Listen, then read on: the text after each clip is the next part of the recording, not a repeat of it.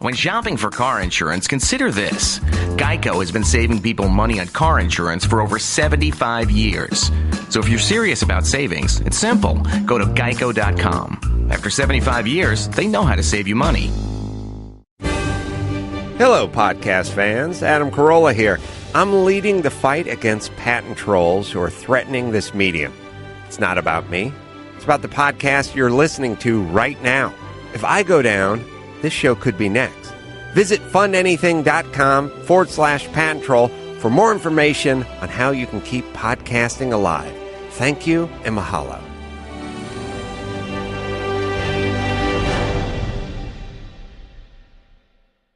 Put your name on it. Just put your name on it. That's all I say. Be a man or a woman. Put your name on it. Well, I'd like to hear about it, potheads. How the fuck you gonna know how to be great if you don't study greatness? Look at the game change. Donuts. If you want a battle, it's either that you will or you won't. You know, you're not a bad-looking man, Mr. Gals. But you are, Blanche. You are in that chair. There's something wrong with us. Something very, very wrong with us. Hey, man.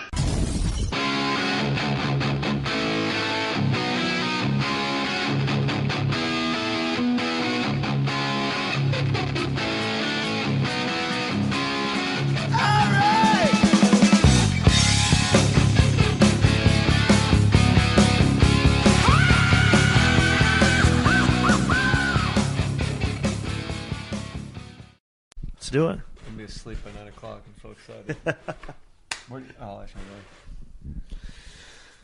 Mohr Stories episode 4102. It's amazing how long we waited to put this one out. Brandt Tobler on the Mohr Stories podcast. Welcome to Fake Mustache Studios, my man. It is good to be here. You're the first person I think I've ever met from Wyoming. Yeah, you're probably not going to meet too many. Are you a cowboy? No, not at all. Cowboy state, right? It's Cowboy State, but that's about it. How's your knowledge of other states' mottos? Rhode Island. What's Rhode Island? Nothing. Maybe Midwest states that I've drove through, but why? What is Rhode Island? The ocean state. Oh no, I would have never got that. That's weird. New Jersey? The Turnpike State. We're gonna do this for an hour and a half. We're just gonna go through all the states, and I'm gonna quiz him. I'm only gonna get maybe 3. I'm trying to think which ones I know. That might make it easier. How close was your closest neighbor in Wyoming? Close. Really? I live in a neighborhood. Well. Not like this, but kind of like this. Setup wise, just like a regular old yeah, just a regular 5 I picture blocks. Wyoming just like you got to run 4 miles to the next door neighbor's house. You know, I lived on a ranch for a while where it was like that, where there's nobody for fucking miles. Did you do ranch work? One day, worst day of my life. Why? What happened? Man, so we dressed up. You know, when they brand the cattle. The worst day of my life. So we were just dumbasses, and we got cowboy outfits and went out there to do it. Why? And because we were fucking idiots, and we thought we were funny. So okay. It was my buddy's. It was my other buddy's ranch, and he's like, "You guys want to come out and help us?" And we got cowboy outfits from like Goodwill, and we went out there. And these cowboys are the toughest fucking guys I've ever seen. So we had to brand like calves. Calves are about maybe 100 pounds. So we were 2-man crews. So the job would be like, so if it was me and you. You would tackle, we'd have to tackle this calf. They'd rope it and then we'd tackle it. You would hold its head down like in a headlock, and I would get the back legs.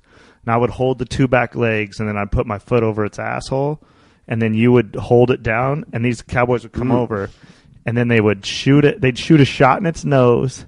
They would burn its horns out of its head, and then it would castrate them, and then put the brand on them.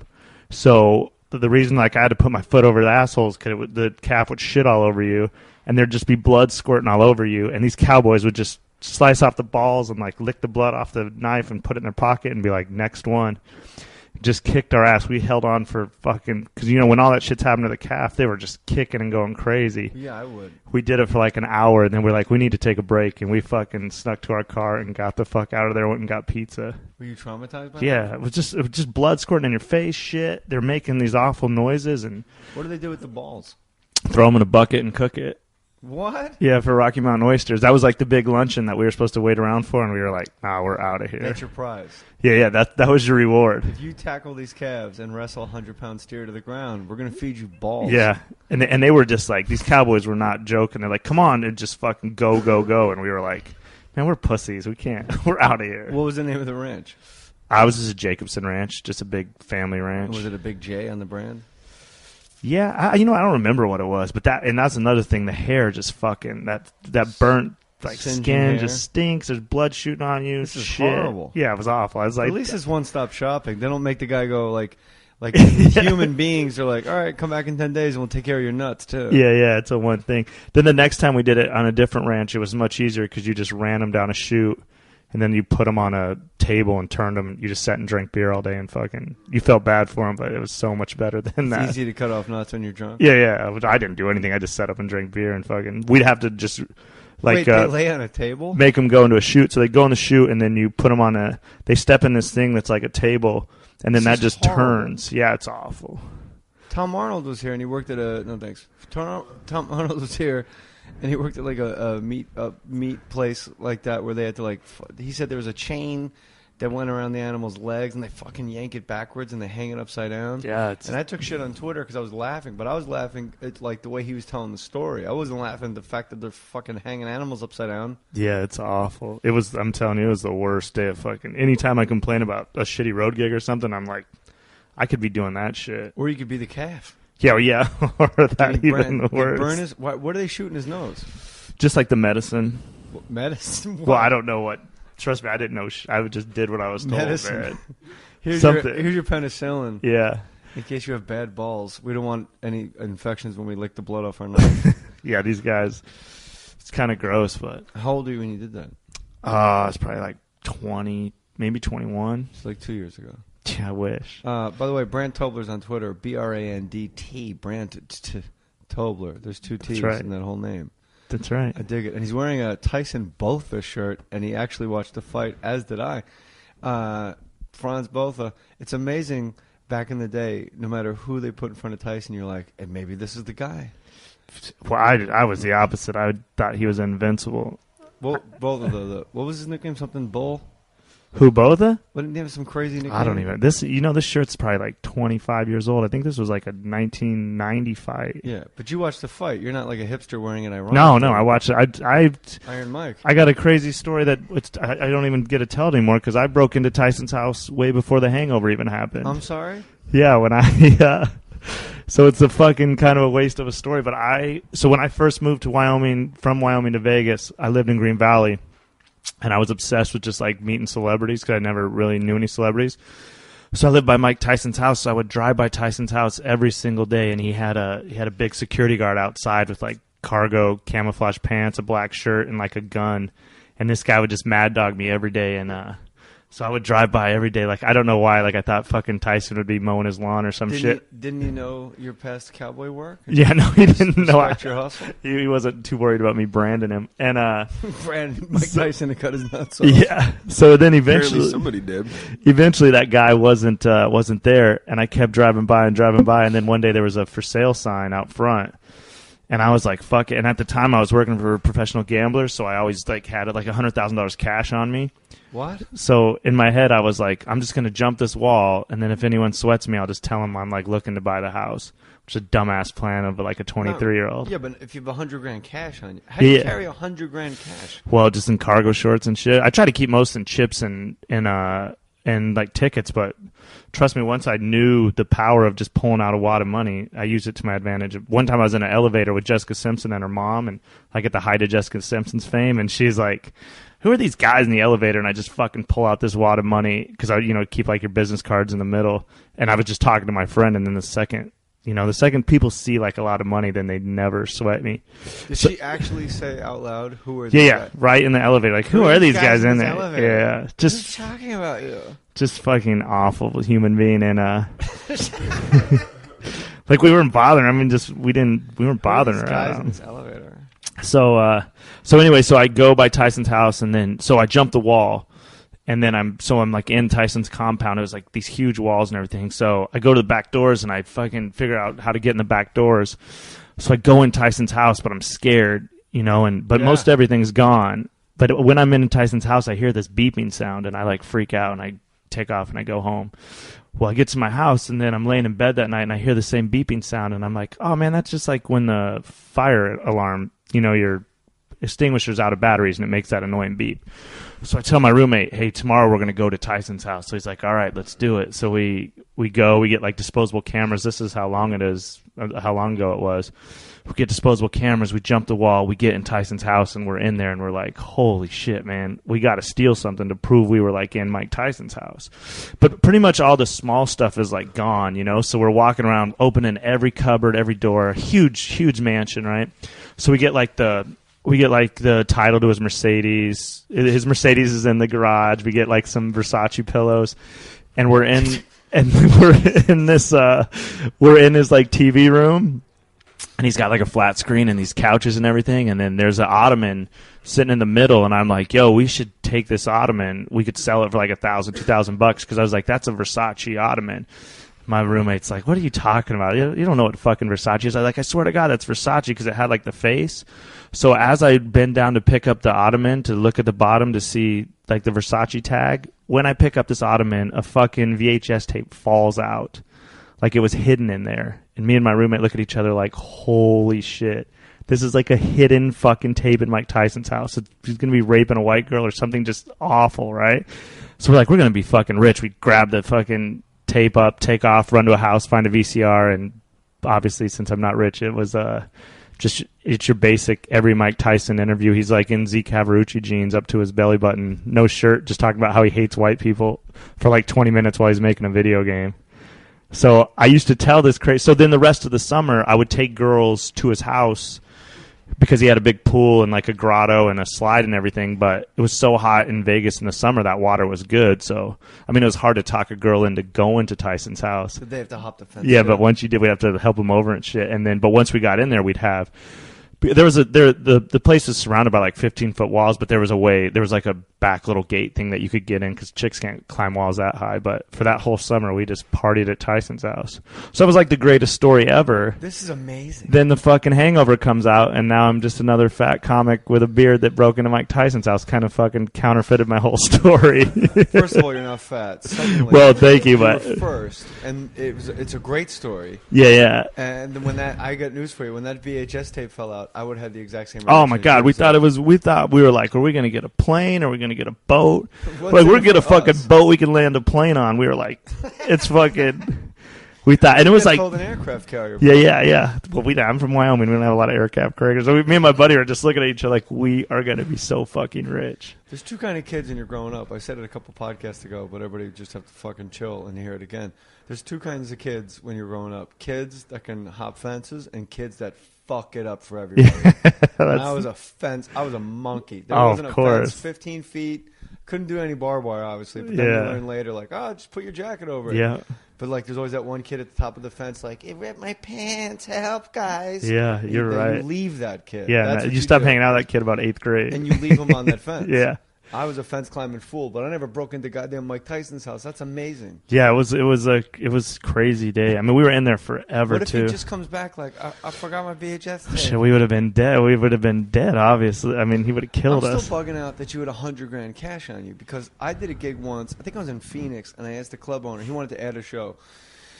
And I said, it was a long time ago, like at the Tempe Improv, and they wanted to add a show. And I said, if you add a show, you got to pay me in all cash. And I had a door deal. And it was, for some reason, it was crazy. It wasn't because of me. It was like some weird event happened next door. And I got $6,000 cash. And getting on the airplane from Phoenix to L.A., like, you don't know how big money is once you get up around a couple thousand. Like, it doesn't fit. $6,000. I can't imagine 100,000. No, you could. $6,000 doesn't fit in your pocket. But you can when you rubber band it. But a perfect example of that, and I've told this story before about how douchey I was. But so I'm like 23. I've never had more than like $800 to my name, and I start this job. Now, in the beginning of this job, you kept the money with you 365 every day, all day, and So working for the gambler job? Yeah. So when I get into that too. When I met chicks, I would pull out this wad of money, just out of my right pocket, and girls would be like, "Oh my God, how much money is that?" And I would always say, "If you guess within $100, I'll give it to you." And chicks don't know how much money is, so they'd be like, $843. And then I would just hand them the wad of money, and by the time they're like 4,000, they're just looking at me and like, it's a wrap. And I mean, it was just such an easy. I like so far, we're about 8 minutes in, and 3 separate times you went, chicks don't know about climbing wall. Chicks don't know money. Well, they don't know Chicks about don't know. that. You got 3 separate, That's 3 things. Man, chicks don't know Chicks money.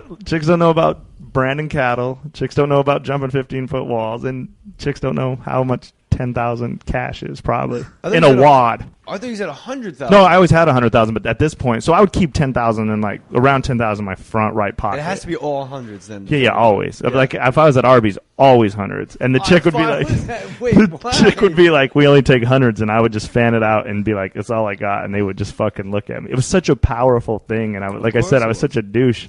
But why were you do it? Well, because I was just a kid, and it's just like that's now what any that 20-year-old would do. now that I kind of tell stories, like who fucking pulls out $10,000 in Arby's and fans it out? I'll tell you exactly who. A guy that worked his way. Most people are waiting tables at that age. You somehow hook up with a degenerate gambler with over 100 grand Yeah. cash on you at all times.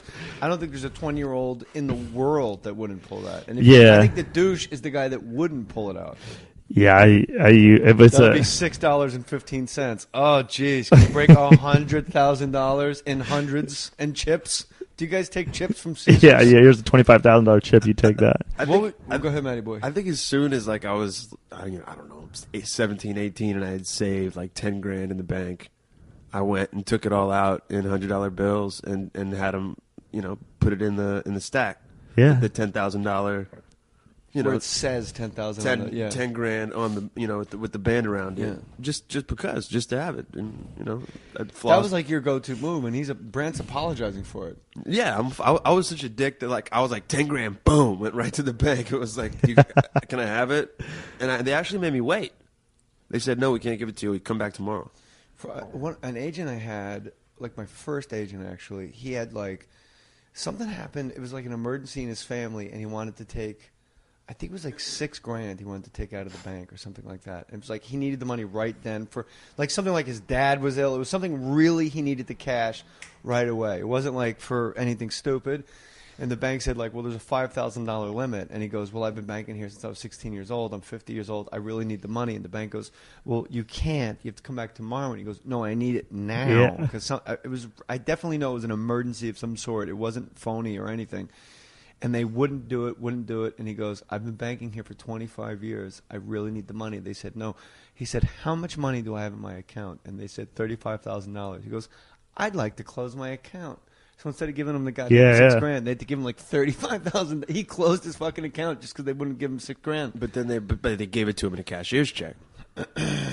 They probably had to give it to him in cash because I don't know where he would cash it. Yeah, cash if you need like something in a hurry. Well, that was what's funny about that whole world. It was so cash, and it was all cash always. And so my boss was a millionaire. All right, walk us through who the pro.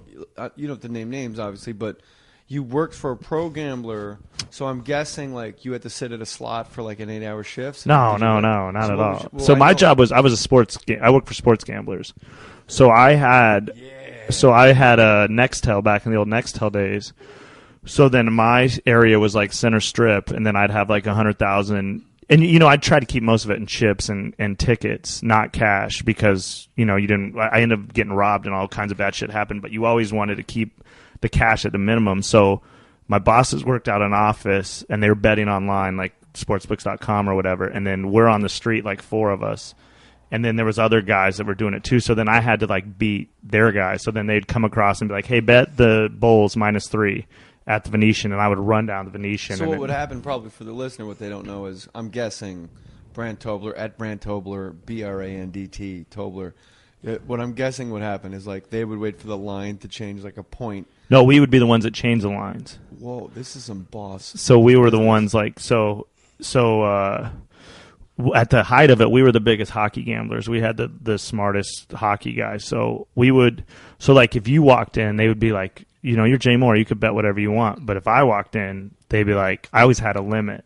So let's say we knew something happened. Let's say we knew Roethlisberger wasn't going to play. So I'd go in there and I'd pop him on the other side, and then I'd pull the guy over. And so I can only get like... What does that mean, pop him on the other side? I'd bet whoever they were playing. Let's say the Steelers are playing the Chiefs. Right, so we knew Roethlisberger was out. So I'd go over... You know it before anybody else.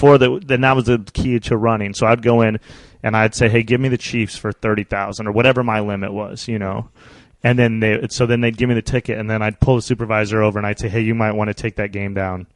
There's probably something, Roethlisberger might play. And they go, okay, thanks.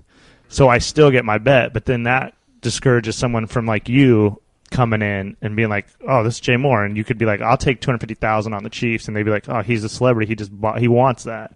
So it would protect him, or like a whale or something. Because like if I knew you at the height of my gambling, if we ever had like a fixed game or something, I would use you to go in there and say, hey, Jay, go in there. They just think, they know you have money. They would think nothing of it. And I'd say, go pop them. Like a game that you knew. Yeah. Such as? But that was so rare that happened. Like, Can you give it without legal ramifications? Can I'll tell you my favorite story, just to put it into perspective. The one time, so I didn't, when a game's fixed, they don't tell a lot of people. But there's just certain stuff, and I don't know which they game. have to tell somebody, otherwise there's no reason to fix it. Well, yeah, but I'm talking, if you have a game fixed, you try to not tell anybody, because then it's just like free money for everybody, or that's when everything goes. So I never knew when stuff was fixed, except for one time, which I'll tell you about in a second, but I could tell by the urgency of the play. So they would go, hey, bet the Steelers -4 if you see it anywhere out there. Just walk around, see if you catch it. Then they'd go, hey, Steelers -3. I'd see it at the Venetian, go pop it. They go, Steelers -2, but sometimes they just go Steelers, bet it wherever, whatever it was. And then I knew that it was something important. So then I'd pop it for like $2,000 on my own, put that in my pocket, and then I'd bet it for $50,000 for them. But the best story I have is we knew an agent whose client was singing the national anthem for the Super Bowl. And he told us that they pre-recorded the national anthem, and no one really knew that.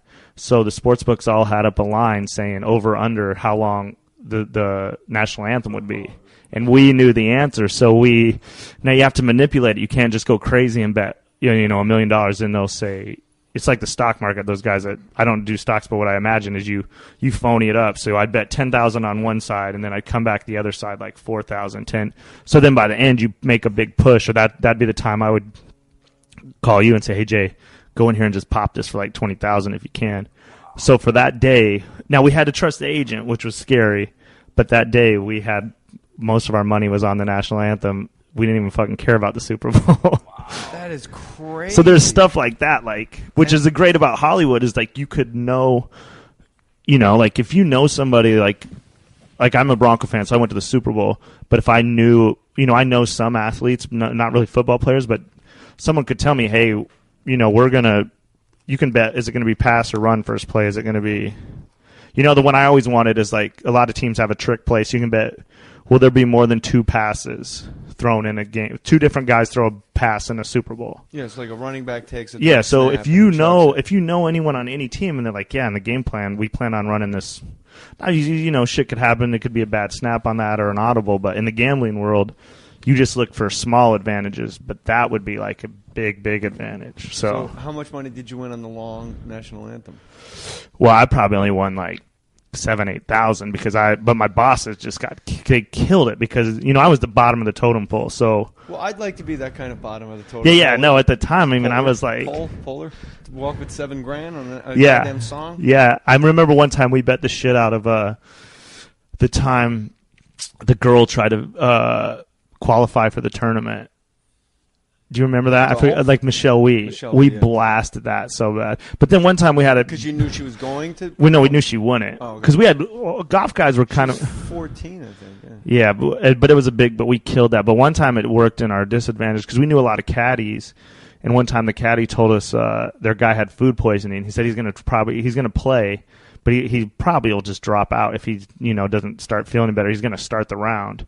So they do it still. There's just matchups. You can bet like me versus you. So we fucking bet the shit against this guy that had food poisoning. That this caddy told us he had food poisoning, and the fucker went Michael Jordan and played through his sickness and stuck it in our ass for God knows how much that day. Because on those ones you think because I've had food poisoning, I couldn't even walk. So when they told us that, we were like, I remember just sitting around with my guys, and they were like, "Yo, food poisoning. This guy's you can't walk 18 holes. Yeah, he's gonna be fucking dead." And the caddy didn't lie to us. You could tell he was sick, and they made a big deal out of it. But stuff like that. Then is the caddy telling you like put your bet down? Or yeah. Oh, okay. And then we take care of people. Like the caddy. Yeah. Give him. So if anyone came with any information, So did you you know, ever go to the caddy and go, yeah, thanks for the tip, a-hole? no, I didn't. I wasn't the guy that dealt with him, but on that one, I think he felt as he hates it too because he knows he's going to get money. That cost him probably a free roll of $10,000. You know, if we made. Because the caddy probably. So he was probably the maddest one. He probably like, boy, sure is hot out here. I'm dizzy. Are you dizzy? He's like 100 yards out. He's like the squirts. I don't feel good. Aren't you dehydrated? Hit the 3-iron, and the golfer's like from 90 yards. Yeah, just fucking hit the 3-iron. Yeah. Here's the tee box. Here's your wedge. Yeah. Your depth perception's way off. You had that bad halibut last night, bro. Here's your tee. He doesn't tell him it's got like spoiled eggs in it. One of those golf balls that explodes. Ice tea, you mean? Yeah. Oh yeah, just feed the guy whiskey all day long. Go to jmohr.com. Click the Amazon banner. All the money. A lot of comics. Do you have an Amazon banner? Yeah, but it's comics. useless. Why is it useless? What's the name of your podcast? The 31. The 31. So everybody, right now, go to the 31. And go help out Brandt Tobler and click his Amazon banner when you're done hitting my Amazon banner at jmohr.com. For crying out loud. That's right. Buy a bunch of shit. I don't use any of this money, Brandt. I set up this thing with my business manager for all the Amazon money from jmohr.com. Instead of going to amazon.com, just click jmohr.com, hit the Amazon banner. All the money that I get to kick back from Amazon is direct deposit. I got 2 sons, so all the money goes to their college fund. So I don't ever have to contribute to their college fund. And I think it'd be kind of cool, like when these kids graduate college, if they ever do anything of merit, if they're athletes or something, be like, I put that fucking kid through college. Yeah, that's awesome. And it makes it lighter on me, obviously, and I can just buy expensive cigars. But one guy emailed me. Did I tell you this, Matty Boy? Some guy emailed me and goes, I'm not using your Amazon banner just because you said the thing about sending your kids through college. I think it's a little. He said it was like condescending, and like you put yourself. You're trying to make yourself look better than everybody else. I'm I'm just being honest, and I think it's cool. You never told me this, but in the back of my head, I knew there was going to be some fucking asshole that was going to send you an email like that. I was like, how is that negative? I set it up for my kids. No, it's not. No, not you. To the guy. And we emailed back and forth for like a week. I go, well, then don't use my banner. Go use him, or him. I fucking knew it. I knew it. And the guy goes, well, don't you think? And it was like this long explanation. And then and I wrote him back. I go, well, I think it's pretty cool. Like, I'm not going to buy myself a Vespa. Like, it's going to a kid's education. I thought it was just kind of a layup as far as common sense. Like, because you have your options of banners to use. Right. For Amazon. No, I think it's but I think it's funny because as soon as you knew it, right? I was like, some fucking prick is going to send you an email. You got a good prick detector. That didn't sound right at all, did it? Brandt Tobler has a good severed balls detector. Yeah. Go to jmohr.com, hit the Amazon banner, and I will read what you bought on the podcast. Like our man Bruce D. You know Bruce D. I know Bruce. Bruce D. Hey, Jay, I was contemplating buying a hideously expensive and pretentious cordless vacuum cleaner for my house. Normally, I may have clicked through to Amazon through another podcast's website. I haven't read this yet, so this is kind of cool that he wrote this. However, I've been mowing my lawn while listening to Mohr Stories with John DiMaggio, and I decided that I needed to let my jizz flow right down to that Cyclone technology and click through your site. So here's to the boys' college fund while bashing swimmers in a powerful vortex. It really works on carpet and bare floors upon occasion, too. Signed Bruiser, Bruce D. Bruce D, that was really cool because I didn't realize that was actually going to be the content of your message. You saw me dialing around. I'm like, oh, fuck, here's one. So, yeah, instead of going to Amazon, just put jmohr.com up on your toolbar and click that anytime you want to go to Amazon. Quick break, and then we're going to come right back with Brandt Tobler. Go to jmohr.com, click the Amazon banner, email me what you bought, and I will read it on this podcast. While you're there, browse, buy some T-shirts, wear them to my shows. Better yet, wear a Jay Mohr T-shirt to somebody else's show. That's straight up gangster. Wear your Mourier shirt to some other headliner show. That's cool. And you can also see all my stand-up dates at jmohr.com. All my shows are meet and greets, and I really look forward to meeting you guys. Have you ever looked around at men who wear their button-down shirts untucked? It's a classic look, but the shirts available are just too long and always look sloppy. It should not be this difficult to find the right fit, but it is. Well, Untuckit.com has solved this problem, made exclusively for men who wear their shirts untucked. Untuckit shirts are designed to be worn untucked at the perfect length. Research shows a clear preference for a shirt to be long enough to comfortably cover the belt buckle, but short enough to keep a portion of the pant pocket exposed, falling right in the middle of the fly. With some innovative design changes and a unique sizing chart, Untucked shirts will fall at the perfect length no matter what your size is. Untucked shirts are endorsed by GQ and worn by NHL star and New York Ranger Brad Richards. Untucked shirts are proud to be made in America. So visit untuckit.com and use the promo code MORE, M-O-H-R, for 15% off all purchases. The right shirt can make all the difference. Untuckit.com offer free shipping. So go to untuckit.com and buy the first shirt designed to be worn untucked at the perfect length. Untuckit.com. Quick, convenient, and most importantly, easy to use. That's how I would describe Stamps.com. It will make your mailing and shipping a breeze. With Stamps.com, buy and print official U.S. postage using your computer and printer. There's nothing to learn. Stamps.com will give you a digital scale. It automatically calculates exact postage for any letter, any package. They'll even help you choose the best class of mail to get your mail there on time for the least amount of money. Then drop your mail into any mailbox or hand it to your mailman. You're done.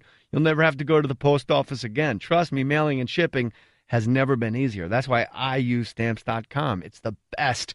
Right now, use my last name, Mohr, M-O-H-R, for this special offer. No risk trial, plus $110 bonus offer that includes a digital scale and up to $55 free postage. That's a lot of letters, ladies. Don't wait. Go to Stamps.com before you do anything else. Click on the microphone at the top of the homepage and type in MORE, M-O-H-R. Stamps.com, enter MORE. Geico presents Strange Savings Stories. Jason Ray noticed a blue birthmark had appeared on his forehead in the shape of the Geico gecko. Jason felt compelled to switch his car insurance to Geico and save hundreds of dollars with great discounts. By nightfall, the birthmark had disappeared. Jason's wife, Jeannie, thinks it was probably just blueberry jam from breakfast. Jason prefers to believe otherwise. Geico. 15 minutes could save you 15% or more on car insurance. Brandt Tobler, anytime I ask a comic if they've had jobs before they did comedy, you'd be surprised at how many just go, yeah. And I have to like fucking drag information out of people sometimes. Waiters and waitresses. Well, you were a waiter, obviously. No, God, never. No. That's the only job I ever had was that. I mean, I got that job when I was like, it's funny. I always the gambling job. If I Dillard's. Oh yeah, but that was before. That was when I was like 19. But when did you start doing comedy? When I was like 26. See, I started doing comedy. I was going to do it in Phoenix, but I chickened out, and then I started a little bit in Vegas, and then I had like management, but then they would try to send me to like Wisconsin to feature for like $400. I was like, I make $5,000 a day. I'm not fucking taking these shitty gigs. I've been in Mike Tyson's water slide. Yeah. So I got a VHS tape of Mike Tyson wearing Joey Buttafuoco's pants. That's I don't what need I was. This shit. Dillard's is like Kohl's. It's like a department store. Yeah, Dillard's is where it all started. Well, what, your hustle? Yeah, for sure. Well, it started at Sports Fan, a store next door, and then I got fired from there for why? Well, I at the time I was like, I thought my first job was for this Parkway Pizza, which was this Pizza Hut in Wyoming. Yeah, but these guys, these Parkway. like 5 Italian dudes. I swear that they were witness protection because they showed up. Matty, you want over? Hey, what's going on? Hey, no, you want to open a pizzeria? What do you want to call it? Forget what we're going to call it. Where are we going to put it? Hey, I don't Brooklyn, know. Bronx, Nah, Queens, no. Staten Island, Jersey. There's a lot of them there already. What are you thinking, Matty? Wyoming, maybe. Oh, Mr. Wyoming fans. Hey. Let's fucking get after it. What do you think? I know this kid, Brandt. He could work for us. Hey, Brandt. He could work for us. He's a good kid. I heard about Brandt. Yeah, Tobler, right? This kid Tobler. been in Mike Tyson's fucking house, make your shoes look like fucking mirrors. Slid down his slides. Oh, you know Brandt. Yeah, Brandt. The fucking crazy kid. He's got 100 G's lodge on him at all times. He's crazy. Fucking money, this kid. This kid. No belt, walking down Chips, the fucking tickets, strips. Kid's fucking straight. Crazy. He's a nut. Ever seen this kid climb a fucking 15-foot wall? Like a fucking gazelle, Matty. This like guy just jumps. Gazelle. This guy just jumps.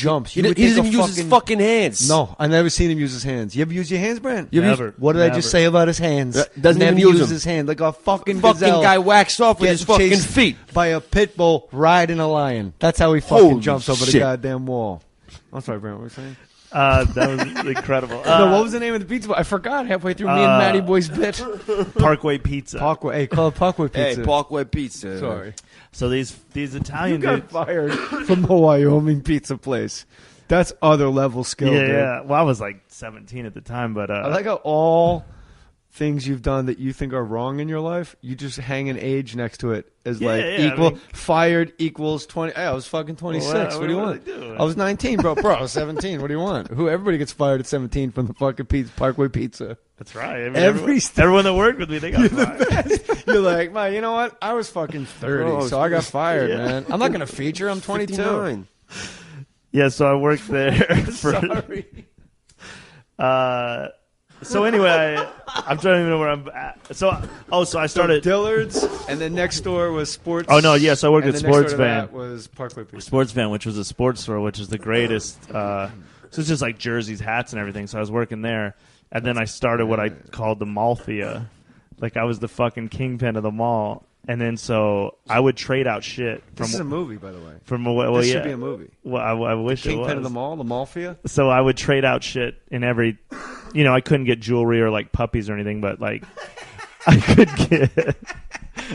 could get like shoes or food or movies and all that. So I'd trade out shit throughout the whole mall. But then, of course, eventually I got caught. And then the best part about getting caught was I got caught like December 22nd. And they were like, well, you're fired, but we don't have enough time to train anybody.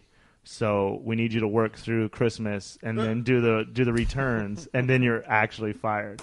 So in my head, I'm just sitting there like, oh, of course. I'm so sorry I did this. But in my head, I'm like, it's fucking Christmas for everybody. Because I knew, But then the hard part was and I love kids. So kids would come in. I'd try to hook them up with hats and shit. But then their parents would drag them back in and be like, why does my kid have a brand new hat? He doesn't have any money. So a beautiful head. Yeah, so it didn't work. But the only good part was like you look like a fucking creep. Yeah, well that too. Hey, little boy. But then the Dodger cap. What are you a 3? Dad comes back in like you little piece. Yeah, of I didn't even shit. think about that part. Kid. But then it was cool though because a couple single moms came in right before Christmas, and I just fucking hooked them up, man. Free I could spanks, tell. ladies. I was Free just spanks. like, what your son need, and I felt like Robin Hood or like Santa. So I got fired from that job, and then I went to work at Dillard's. Well, how did you get fired from the pizza place? Oh, I just didn't show up for work. The pizza place was the first place. But that's what made me want to run the Mallthea because these guys came from Italy. These guys are like full Italian dudes, and they came from New York out of nowhere. They opened this pizza place. So it's like 4 brothers. And then the dad would come in who was just like this, looked like a mob boss. And he would come in on like Sundays and just chill. We worked in a pizzeria that had like 6 cameras, which made no sense. So I have no idea what was going on. But we'd shut down when Italy was playing soccer. In the middle of the mall. The mall would be like, you guys got to stay open. It's like Tuesday at like 3 o'clock. They're like, no, Roberto Baggio is playing. It was like, so then I got obsessed with this mall, like the mafia. I wish the tape that fell out of Mike Tyson's Louis Vuitton ottoman, I wish it was just a security tape of the Parkway Pizza. Of me at Parkway stealing pepperonis. You were like, am I in the Truman Show? Why is there a tape of me working at a pizzeria at Mike Tyson's house under the ottoman? Sorry. That would have freaked me the fuck out for sure. That would have been cool as hell. So then I got a job at Dillard's, and then the people at Dillard's were just because Dillard's, they came in from like some big city and put this Dillard's in, and they just treated us like shit. So like I had a name tag, my name's right on my coat, and the guy would just call me boy and hey kid and just talk shit to me, and I was like, all right. So then I devised a plan in the men's department. The boss did. Yeah, the boss was just an asshole. So there was no cameras in the whole place. There was just an on-duty Cheyenne police officer. But the police officers thought that job was just like... Oh, Cheyenne. Yeah, that's what... I what... thought you were getting racist. No. So they thought that job was just a bullshit job. So they would, they'd take like 2-hour lunches, or they'd just sit up at the makeup counter and try to fuck the makeup chicks. So we had it easy. That's what they would do. Getting blush and shit. Yeah, they'd just be sitting there talking to them. So then I started this whole thing, and we just started. Once I got everyone in the men's department on board, one person would be lookout to see if the cop wherever he's at, and then we were just robbing everything. So, because all my friends were black and they had no money, and it was like when Tommy Hilfiger and Nautica. Black guys in Wyoming. Yeah, well, that's what no one ever believed, but there's an Air Force base there. Oh, okay. So the rest of Wyoming, there's no black people. But so all my boys were black and they were broke, so I was just hooking them up. So we're just getting everything. And then all of a sudden one day there's this dude just shows up, and he's just lurking around the men's department for like hours. And I was like, something's up here. No one sits in Dillard's for hours. Because Dillard's didn't really sell anything because there's a Target right next door. So they're selling like $70 Ralph Lauren shirts, and there's a polo shirt at Target for $7 across the street. We're in Wyoming. No one fucking cares about that. Except for me, I started wearing polo, so I had every polo shirt, color, like 4 polo belts. I'm like a dude making maybe $950 with like a $70,000 wardrobe. Polo belts is everything. That's the boss move, man. All of them. I ran out of polo shit to steal. I had it all. So you actually got a polo pony. Yeah. So so then one day this dude just lurking around the men's department, and I knew something was up. And then sure enough, they called me over the loudspeaker like, Brandt Tobler, please come to the office. Oh, now they know your name. Yeah. And then I had that moment of like, man, I should just walk out the door and get the fuck out of here. But then I had that other moment like, I'm the fucking boss of this. Fuck these guys. I'm a capo to capo at the Mafia. I've watched way too many movies and shit. So I go to the office, and I walk in the office, and there's a big, long, like a table, like for meetings or whatever. So there's one chair on this side. It's just me. Then on the other side, there's the head of the store, the head of the men's department, that guy that had been lurking around the men's department who was loss prevention that they flew in from Arkansas, and then the police officer. So I sit down, and they're like, and the boss was just a dickhead. He just starts telling me, he just starts going, if you just tell us the truth, it'll be easier on you. Like you tell a little kid, and he's just like, if you just tell us the truth, it'll be in your advantage. And I was like, I don't know nothing. Like my dad was in prison the whole time I was a kid. He really didn't teach me anything, but the one thing he ever said was don't snitch on yourself or anybody else. So I was just sitting there like, I just said, I don't know nothing. And then they're like, we know you know if you just tell us. And I'm like, I don't know nothing. And then they were like, he goes, well, we saw your girlfriend walk out of here with 2 bags the other day. And without hesitation, I was like, well, why didn't you arrest her then?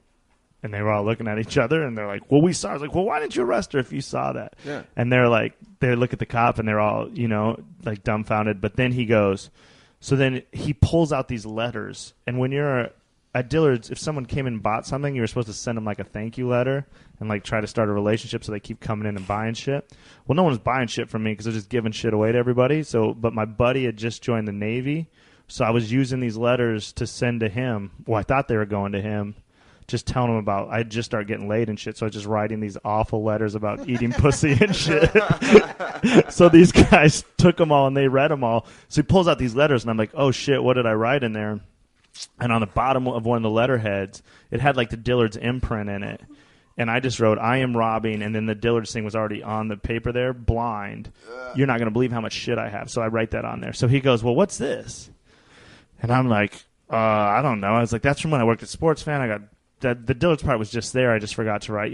We both know we're both lying. And I'm just like, and he starts pounding on the table. He's like, boy, you're going to be in so much trouble. You don't tell the truth. We know what you did. He's like, the store is 1.3 million short inventory. We know what you guys are doing. And I'm just like, oh shit. So they just keep yelling at me to say something. So then at one point I was like, all right, I just got to make a stand. And I stood up and I was like, I'm done. Either fire me or arrest me. And he's like, sit your ass down. I was like, nope, fire me or arrest me. And I started walking towards the door, and he's like, sit back down.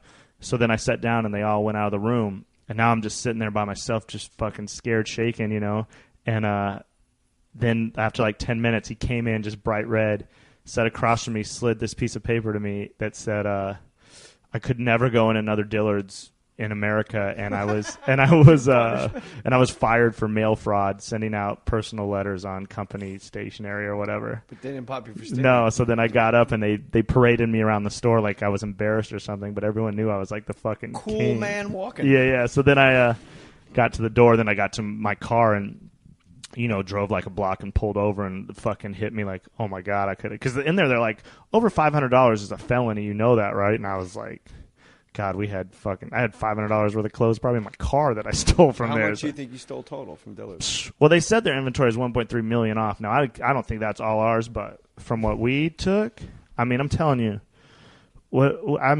just my wardrobe alone, I'm not exaggerating. Like the retail price, I probably had like $70,000. I mean, I had just that'll put you polo. For like 5 years. Yeah, I would have been in big trouble. We all would have been. You would have seen your dad. I would have saw my dad, maybe. Finally.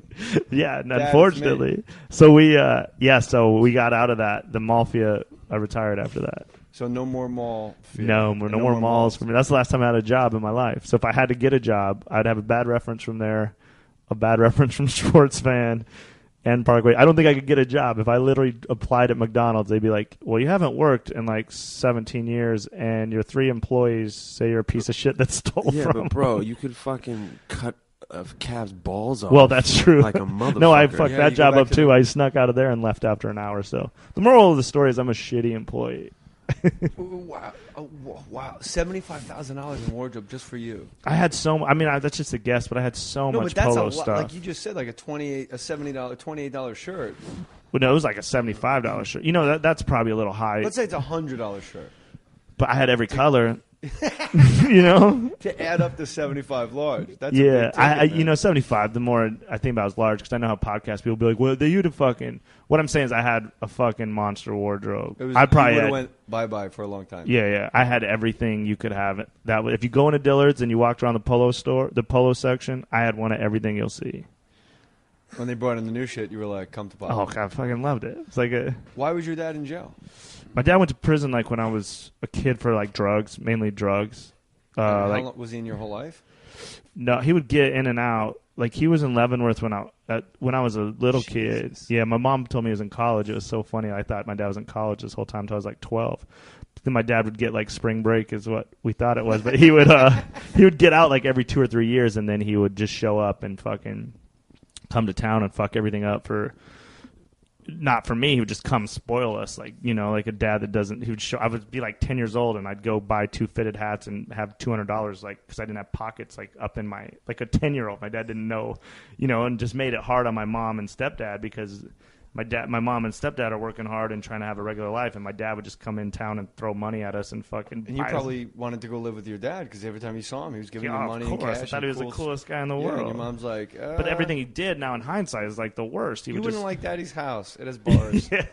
yeah. I never got to that point. So he was in and out of prison the whole time till I was like 13, and then he was in prison for a long time. I never saw him. I'm trying to think about last time I saw him before this was like 13 or 14. And then, so I'm living in Phoenix, and I get a letter in the mail from my dad saying, hey, I'll be out of jail. I'll be in Phoenix. Is that creepy that your dad knows your address out of nowhere? Yeah, well, I figured he got it from my mom. Okay. At that point, I still talked to like my grandparents and people on that side. So it was I knew he could get it. I don't know who got it to him, but so then he sends me this letter. Like I get the letter on, let's say, like a Tuesday, and it's like, hey, I'm getting out of jail. I'll be at the Phoenix airport on Friday at like 1:00. I'd love to see you. There's no time to write back or anything. If you could be there, great. I'd love to see you. So I'm like, yeah, of course. So I go to the airport, and this is when you could still go in the terminals and everything. How old are you at this time? 20 maybe. So I go to the terminals, and I'm walking around, but I don't know what my dad looks like. It's like one of the weirdest things. So I'm walking around like, so I'd peek into like a bar in the airport, like, is that my dad? So then I finally see my dad. And then I knew it was him because we look, you know, alike, except for he's got like a ponytail and shit, like he's prisoned out, like coming out of prison. And so I see him in the airport and we talk, and he's like, I want to be a part of your life, blah, blah, blah. And I'm moving to Vegas. If you ever want to come to Vegas, you know, I just miss you. I want to be a part of your life. And at this point, I was going to college to try to play basketball at a junior college. But I was like, I fucking hated college. So literally a week after I met my dad in the airport, I was like, fuck it, I'm moving to Vegas. And I tell my 2 buddies, and we came up with a dumbass plan because I was 20. I got to put a number in here now. Now you got me thinking about it, but because this is how dumb our plan was that we were going to go. We wanted to be pirates at Treasure Island. That was our fucking game plan. Maddie's eyes lit up. That's his lifelong fucking dream. We thought my God! Are you serious? Maddie's face. He was like, "What?" Well, bro. I mean, like, greatest job in the world. Diving off the shit into the water and with all a bunch of hot chicks. You do it like once an hour. Yeah. We didn't know anything about casting or anything. We're idiot kids from Wyoming. We're like, we'll just show up and tell them we want to be pirates, not knowing you have to fucking show up dressed as pirates. Yeah, have muscles and shit, and just like be an actor, whatever. So we get there, and so we're living with my dad. Of course, I don't even know how he set this up, but when my dad gets out, so he's living with a cocktail waitress in like a trailer park. Jeez. So we move into this trailer park, and we're like 9 deep in this trailer park, fucking. But it was cool. Like everything, it was you and fun. Your buddies, your dad and his cocktail waitress. But then her kids and one of her son's friend lived there. I mean, it was fucking all of us. And then, but it was cool, and so everything's good. I mean, this is better than college to you. Oh, it's way better. I hated college. College was a fucking joke. I was going to a shitty junior college, you know? I was only going to college. Said to me, how smart could it be? Everybody's reading the same books. Yeah. That stuck with me when I was, like, deciding whether or not I wanted to go to community college. And I was like, oh, yeah. Everybody was... I made it a point, like, after I didn't go to college and I was doing stand-up, I made sure I read, like, the most different, bizarre, like, battleship books and fucking Maya Angelou. Like, I was like, everyone's reading the same books in college, man. I thought I was hot shit. Which is not true. Everyone at college is not reading $300 books. That's my college experience. Buying these fucking expensive books for like $350 for a textbook. I would just sit in my car or in my house and be like, they told me I had to buy this book for this stupid fucking class. The book's like $185. That's like 20 meals for me. Why do I have this stupid fucking book? So I'm just over college. I dropped out. I was like, I'm out of here. So we're living in Vegas, and things are up and down, and then I somehow I miracle get this credit card out of, I don't even know how I got a credit card. There's no reason I should have. I got like this $5,000 credit card. And I want to continue to play basketball, so I joined this gym in Vegas, and it's like a high-end, it's like $100 a month gym way back in like 2000, which is like expensive for a gym, you know? So I'm like, fuck it, I got it. It's expensive now. Yeah. So I joined this incredible gym, and I started playing basketball, and the dude, there's one dude who's like the head of the basketball courts, and so at lunch it's all professional gamblers playing, but there's one dude that I kind of gravitated toward because I knew he was like the coolest dude. So I started talking to him, and then one day he's like, yeah, I'm a professional gambler. And I was like, holy shit, what's that like, you know? And because I could tell he was like a millionaire and shit. So he starts telling me, and then over like 2 or 3 weeks, he tells me, one day I go, hey man, just tell me who you bet. He's like, don't bet, man, just don't do it, trust me. And then one day he finally broke down, and he goes, I'm going to tell you 4 games. Don't tell anyone in the gym. Don't tell anyone. Go bet these games, but don't tell anyone I told you. So like a fucking dumbass kid, I run home and tell my dad, like, yo, he gave us these games. These games can't lose. We're going to fucking win. So my dad borrows a bunch of money from the cocktail waitress. I had saved up like $1,200 to move home and be with my girlfriend in Wyoming. We're like, we'll bet all this money. We're going to have so much money. So, of course, all 4 games fucking lose. Do you remember the teams to this day? No. But you always remember the bad beats. Well, I'll tell you, though, I do remember one game. I had so many bad beats by now, but so anyway, I remember my worst bad beat is called my dad. So I have to go back to work, and I'm working in the shitty ass casino off Boulder Highway, counting money in the middle of the night from like 11 to like 7 in the morning, emptying slot machines and counting the money in this back room, which is the worst job when you're broke, just sitting counting money. In my head, I'm just thinking, how the fuck do I rob this place? But you can't rob a casino. It's not like a Dillard's, you know. So eventually, you don't make polo money? After like 3 weeks, I finally go back to the gym, and I see the boss. I see my guy, and he's like, hey, man, did you bet those games? I'm like, yeah. And he's like, I'm sorry, man. He goes, come to lunch with me. I go, all right. So we go to lunch, and then when we go to lunch, he's like, you want a job? I was like, nah, man, I'm going to move home probably. I miss my girlfriend. He goes, you sure? And then he told me what the job was, and I was like, holy shit.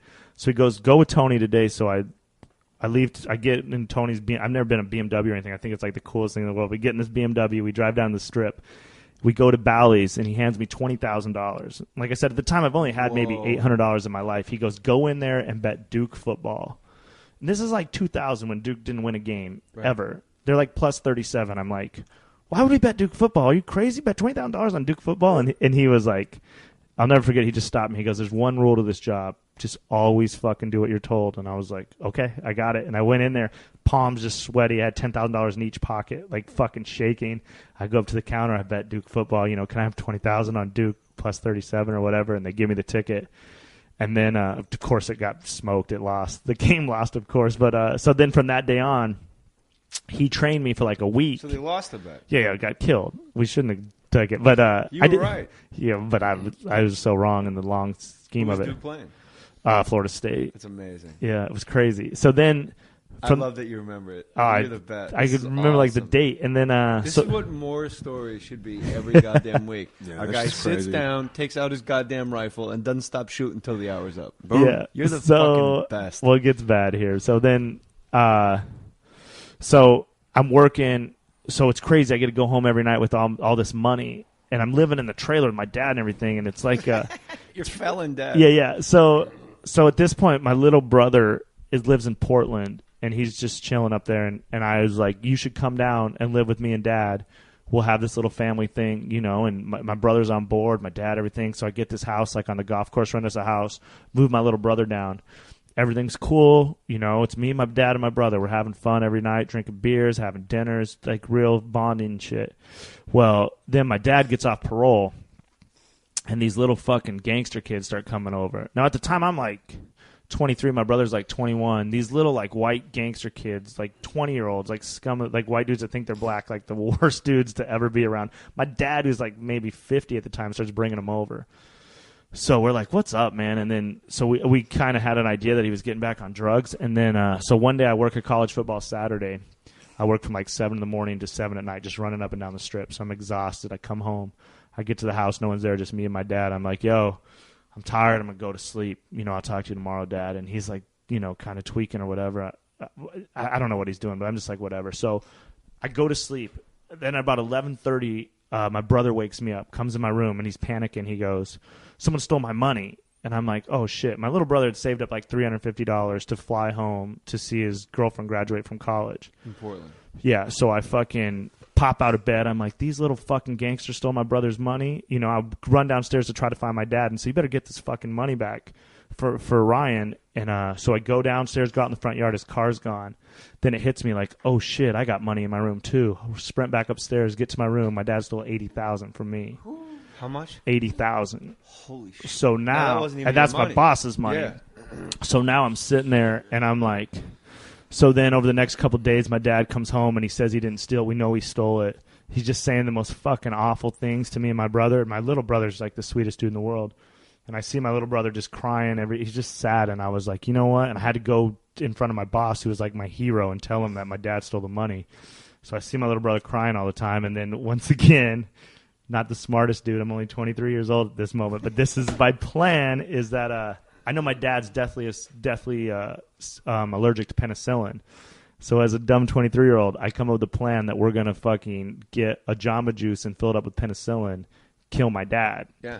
So I call my cousin in Phoenix, who's like a gangster, like a real gangster, and very loyal, and he knew what's up, and he's like, I'll be up there in a day. So my cousin comes up from Phoenix, so we make this plan. So I fly to Estes Park with my girlfriend and say, you guys take care of this shit, and I'll be back. Estes Park is in Wyoming? No, in Colorado, just right below. So then I go to Estes Park, you guys handle this shit. They're like, we got it. So they get the Jamba Juice, put penicillin and all that shit. They try to give it to my dad. Of course, my dad doesn't take it. Because at this point, we're natural enemies. I don't think he knew there'd be penicillin in it, but I think he probably thought we pissed in it or something awful. So they try to give him the Jamba Juice full of penicillin. He won't take it. They trap him in the garage, and they try to kill him with fucking golf clubs. But my brother and cousin try Ryan, to... your sweet brother. Yeah, when Cato... And your gangster my cousin brother. Cato, cousin. So they try the to... gangster and the sweet kid, they're they, trying to beat They the try death to of kill golf him in a club. garage, and my dad, like I said, my dad was in Leavenworth, so he gets out of the garage. And then I never spoke to my dad since that day, from that day on. I don't know where he's at. I think he's in Vegas, but... With $80,000, though. And He blew that shit. He blew that shit fucking 2 days after he stole it from me. I thought you were going to say you went and spoke to your boss, and your boss is like laid. No, my boss was the greatest. You know, in that business, a lot of crazy shit happened where people ran off with money. And I think part of it was my dad was was jealous of the relationship I had with my boss. Because my boss was like the coolest dude in the world. And it didn't help that when I got the job, my boss's partner was like in Kentucky. So when he came back, he's like, he thought I was FBI. So for like the first 3 weeks, I had to hang out with him every night because my boss's partner was like, so this broke-ass kid from Wyoming just shows up at your $100 a month gym with some fucking sob story and some girlfriend and all this shit. He's already got a job at the Klondike or whatever. So for like the first 3 weeks, I'd spend every night hanging out with my one boss, with both my bosses, to prove that I'm just some fucking dumb kid, not FBI. If you were an FBI guy, you'd have to go home eventually. Yeah, well, if I was FBI, they thought I was setting them up because they'd already been in trouble. Well, how do you prove you're not FBI just simply by hanging out? Well, they just knew I was a dumbass after like 2 weeks. You know what I mean? Like, I think they just are like, I don't have like this guy's certainly not in the bureau. Yeah, I think they're like, this dude's trying to fucking get hookers.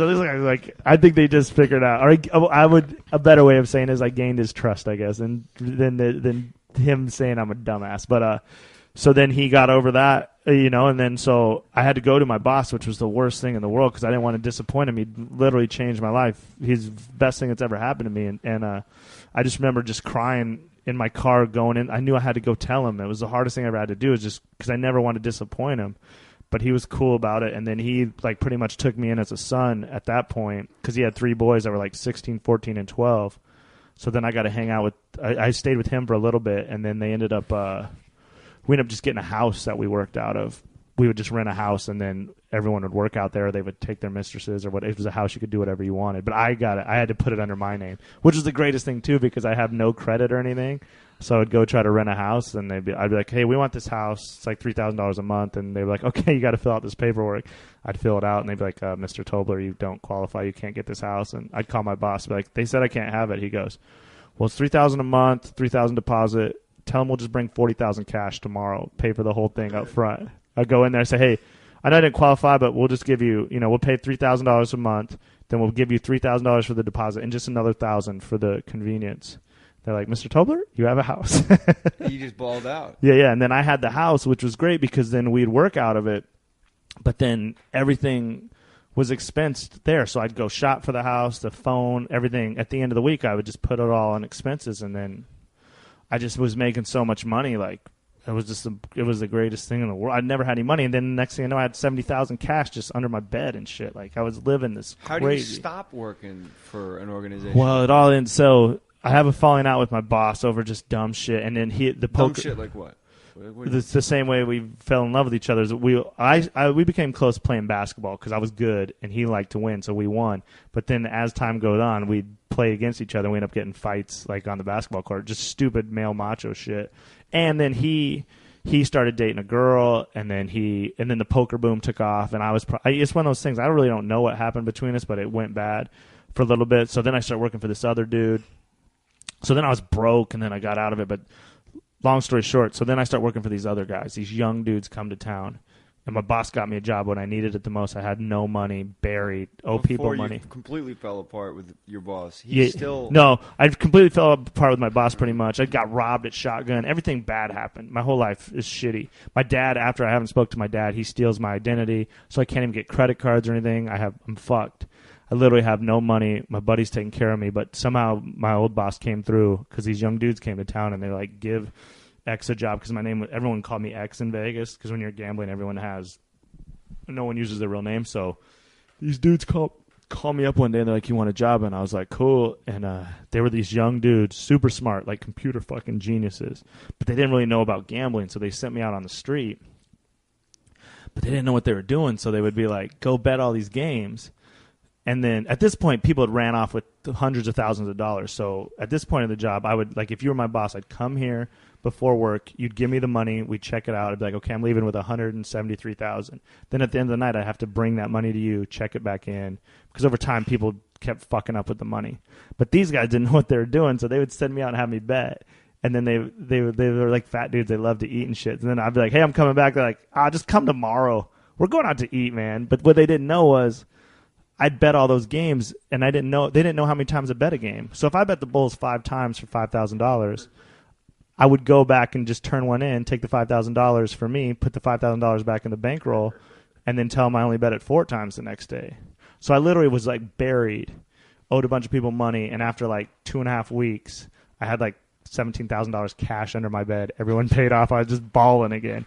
But I couldn't really show it. See, that's a part of the problem is like my first boss I never robbed. He's like a dad to me. Now the second and third boss, a lot of crazy shit happened where I felt like these guys are millionaires and I didn't think I was getting the money that I should. Right. So I started making money on the side and then a lot of bad shit happened. But I couldn't really show it because people were like, "Why don't you buy a Range Rover or something?" I was like, "Because my boss knows how much he pays me. Right. I can't show out. I got it, I take trips and shit."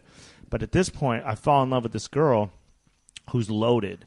So she's the perfect alibi. Like her uncle owns like a baseball team, like crazy money, drives a brand new Range and everything. So then I introduce her to my bosses. So then I could fat nerd guys. Yeah, I could rob my bosses, but then just say my girlfriend was paying for everything. So literally, my girlfriend's in Barcelona. I'd fly to Barcelona for the weekend, fucking go to Italy. Like, I remember one time to sum up how much I was balling.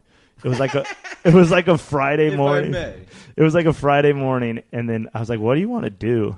She's like, "I don't know." And we start just looking on the internet and fucking, she's like, "Oh, James Taylor's in Nashville. I've always wanted to see him." Fucking fly to Nashville, see James Taylor, wake up the next morning, Well, I've never been to Wrigley. Fucking fly to Wrigley, go to Wrigley. Wake up the next morning. Well, Counting Crows are playing in Milwaukee. Fly. We were just plowing because she had money and I had money.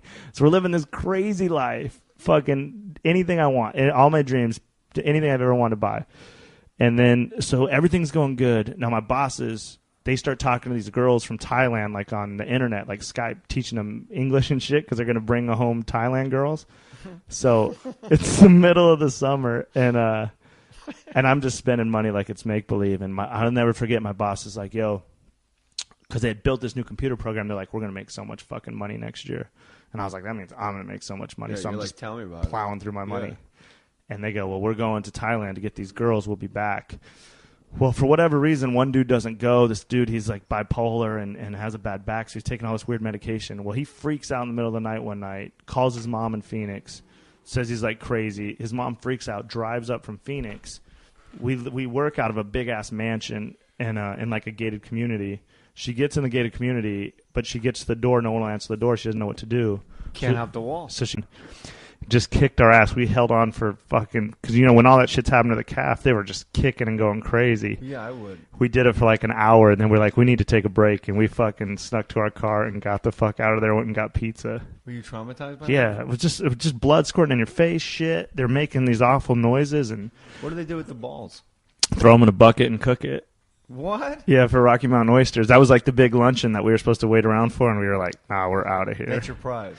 Yeah, that was your reward. If you tackle these calves and wrestle a 100-pound steer to the ground, we're going to feed you balls. Yeah, and they were just like, these cowboys were not joking. They're like, come on, and just fucking go, go, go. And we were like, man, we're pussies. We can't. We're out of here. What was the name of the ranch?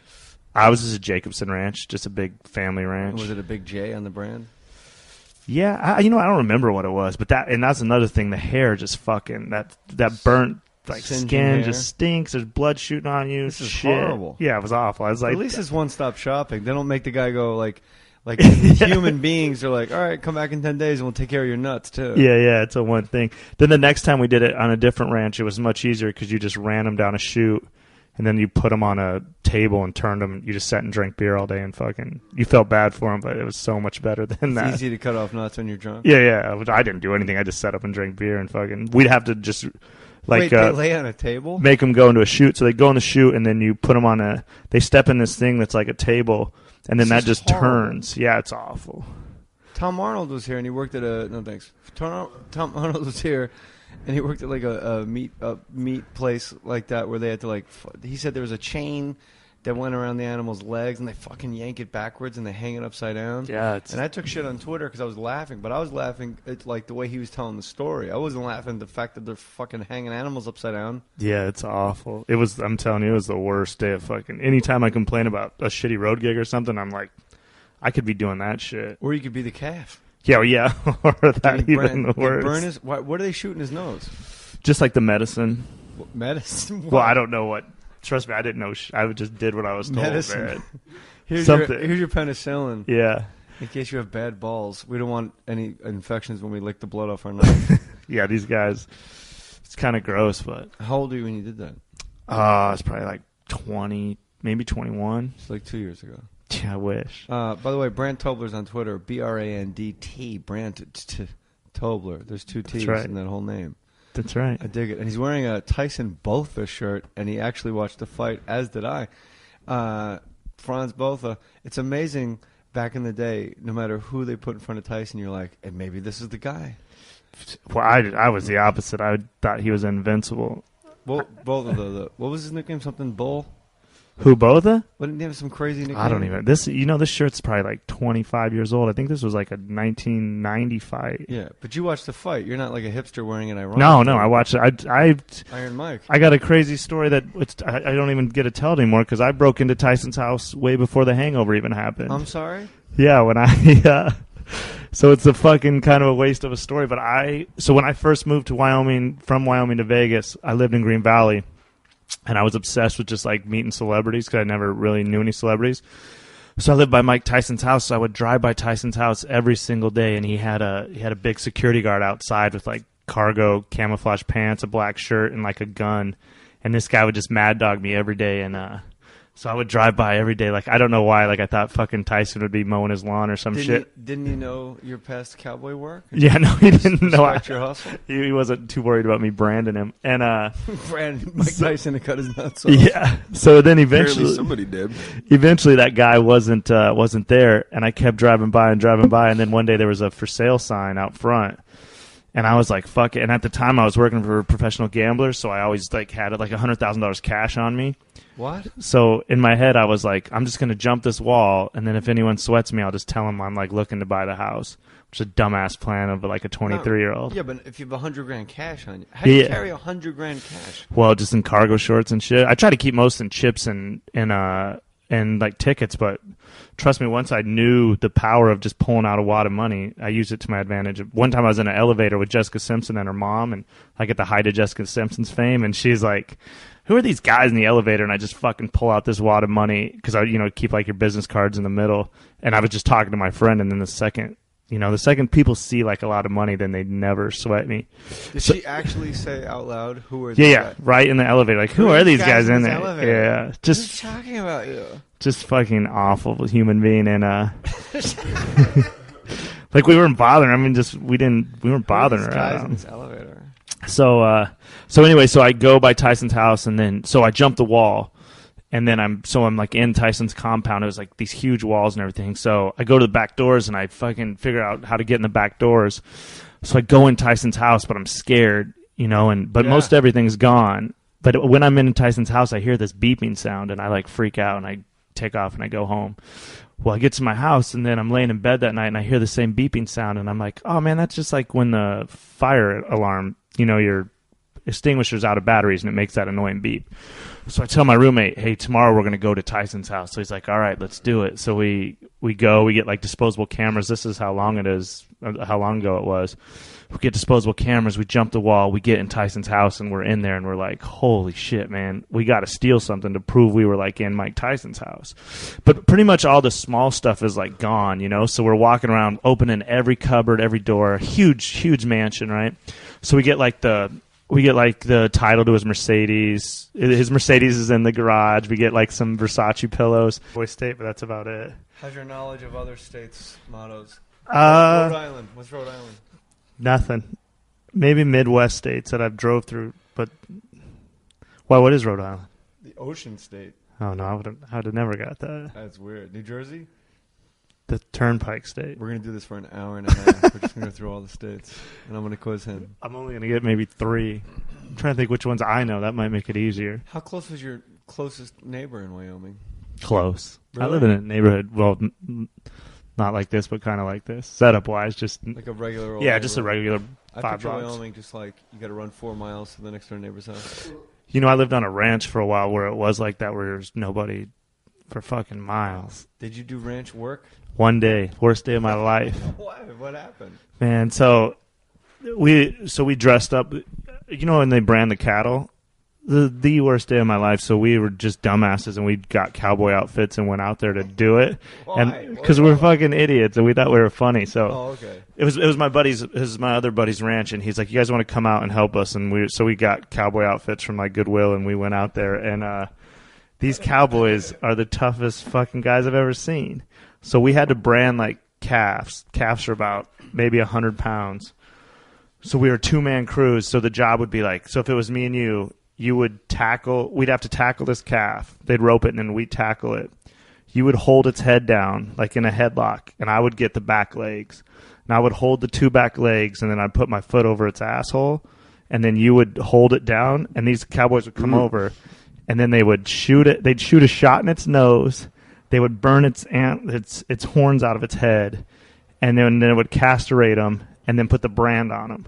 So the reason I had to put my foot over the asshole is because the calf would shit all over you, and there'd just be blood squirting all over you. And these cowboys would just slice off the balls and like lick the blood off the knife and put it in their pocket and be like, next one. When shopping for car insurance, consider this. Geico has been saving people money on car insurance for over 75 years. So if you're serious about savings, it's simple. Go to geico.com. After 75 years, they know how to save you money. Hello, podcast fans. Adam Carolla here. I'm leading the fight against patent trolls who are threatening this medium. It's not about me. It's about the podcast you're listening to right now. If I go down, this show could be next. Visit fundanything.com/Patrol for more information on how you can keep podcasting alive. Thank you and mahalo.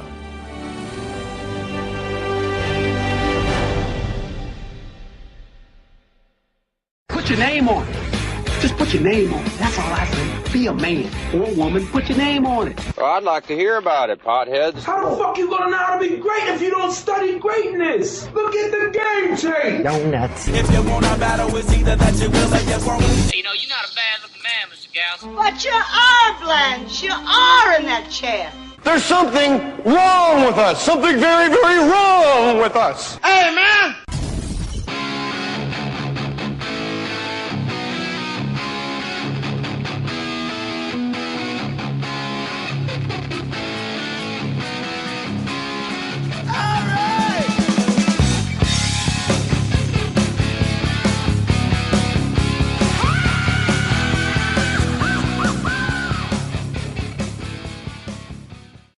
Let's do it. I'll be asleep by 9 o'clock. I'm so excited. Mohr Stories episode 4102. It's amazing how long we waited to put this one out. Brandt Tobler on the Mohr Stories podcast. Welcome to Fake Mustache Studios, my man. It is good to be here. You're the first person I think I've ever met from Wyoming. Yeah, you're probably not going to meet too many. Are you a cowboy? No, not at all. It's a cowboy state, right? It's cowboy.